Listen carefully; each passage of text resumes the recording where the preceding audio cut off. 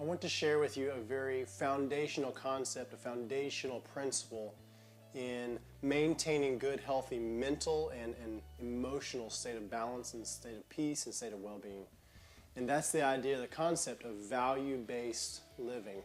So value-based living is where you identify the type of person that you want to be on a daily basis or the type of person that you want to become, and you identify the core values or characteristics of what makes up that person, what makes that person be the person that they are. And you do something every single day to strengthen those values, strengthen those characteristics within yourself so that you're continuing to move in the right direction. And emotionally and mentally, you're going to feel good about the choices that you make. You're going to feel good about the decisions that you make if they are congruent with the person that you want to become. If you make choices, if you make decisions, or if you interact with people in ways that are not congruent with the person that you want to be or the person that you want to become, then emotionally and mentally you're going to have this state of conflict, this state of stress, and ultimately that messes up your mental health, which also will mess up your entire physical health as well. So this is going to help everything in your entire body. This is a concept that I was taught originally by Dr. James Chestnut, but I've had many other people describe this technique as far as making business decisions, making personal decisions, so you can apply it to any area of your life. So there's three big steps that you need to do when you're understanding this whole concept. And the first big step is you want to identify the person that you want to be. Now, in terms of health, I would argue that the best thing for us in terms of health is that we all want to be a good person. We want to be a good person to ourselves, a good person to those around us. So we want to be a good person. So that's the first step, I think, is do you want to be a good person? If that's true, then the second step is that you need to identify anywhere between 5 to 10 characteristics or 5 to 10 values of that type of person. What makes that person really be the person that they are? So as an example, as a good person, someone who's loving, who's caring, who's kind, who practices forgiveness, someone who's honest. Those are the big core values for me as far as being a good person. But I want you to actually take a moment, pause the video if you want to, write down 5 to 10 characteristics or 5 to 10 values of what being a good person means to you. Write those things down. So I hope you did that. Once you write those things down, what I think you should do then is actually rank yourself. And this isn't something that is meant to be where you rank yourself and you score a really low score and it's not meant to make you feel bad or feel horrible about the way you've been treating other people, the way you've been treating yourself. But it's to help, just to give you an idea on the areas that you need to work on, the areas that you need to improve. So rank yourself from 0 to 10. 10 means you're perfect on that value. You hit it on every single day. You're right on with that characteristic. 0 means this is the absolute worst value or characteristic that you have. You really need to work to strengthen that. So for most people, most people are not going to be a 10. Most people are not going to be a 0. Most people are somewhere in between. Depending on if you're really hard on yourself, you might be below 5. Most people are going to be 5, 6, 7, maybe 8 or 9, somewhere around there. But rank yourself and do that for every single one of those characteristics, every single one of those values.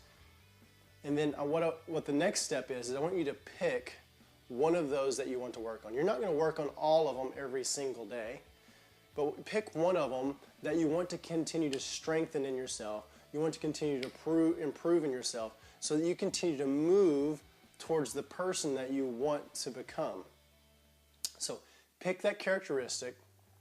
It's something that is less than a 10, something that you can continue to strengthen.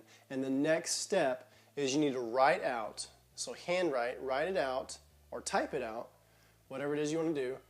Write it out, a step that you can do every single day to improve that characteristic. Not make that a 10, not make that value a 10 out of 10, but to get it closer, one step closer, one step closer. You're always trying to improve that. So when you write that out, make it something that's simple, that's easy. So if it's loving others, maybe you could just give people compliments on a daily basis. Make it a daily habit to give someone a compliment. Maybe it's someone you don't even know. Just tell them, hey, I really like that hat, or I really like your dress, or hey, your hair looks great today. Whatever it might be, if it's a true, genuine compliment, that is something that's loving to them, that's going to help them feel better. Plus, you're going to feel better about yourself for the way that you're treating them, because you are being the person that you want to be. You're being that good, happy, healthy, loving person. So write out exactly what that step is going to be. And then every single day, I want you to actually keep that by your bedside. Look at that. Did you actually do that step? If you did, feel good about that, because you're improving yourself. You're improving your self-esteem, because you're moving towards the person that you want to be and want to become. But you're also being a healthier, happier person. So check that every day. Take a look at that and see if you did that every day. If you did it, feel good about it. If you didn't do it, then if it's a very simple, very easy step, before you even fall asleep, maybe get up and do it. But if it's something that you can't get up out of bed and go do right away, very simply, then what you should do is actually visualize yourself doing that. Visualization is an amazing key a lot of people use in wellness research and wellness science. It's also an amazing key that a lot of athletes use on a daily basis. They visualize themselves scoring that game-winning goal. They visualize themselves running the race, jumping the hurdles exactly the way they're supposed to do it. Visualization is an amazing tool. What it does is you create those pathways in your brain and your nervous system so that the very next day you're more likely to perform that. Just like the hurdler, if he's visualizing himself hurdling and running the race to perfection, he's more likely to run that to perfection if he visualizes himself doing it. Same thing, if you visualize yourself giving people compliments every single day, complimenting your parents, complimenting your spouse, complimenting your coworkers, your employer, your employees, whatever it might be. If you visualize yourself doing that, you're creating that pathway in your brain and your nervous system. You're going to be more likely to do that the next day. So with the visualization, I would actually recommend doing it at least 10 times, visualizing it, and then also feeling the feeling of how it feels good to give that love out and to receive that love back from other people.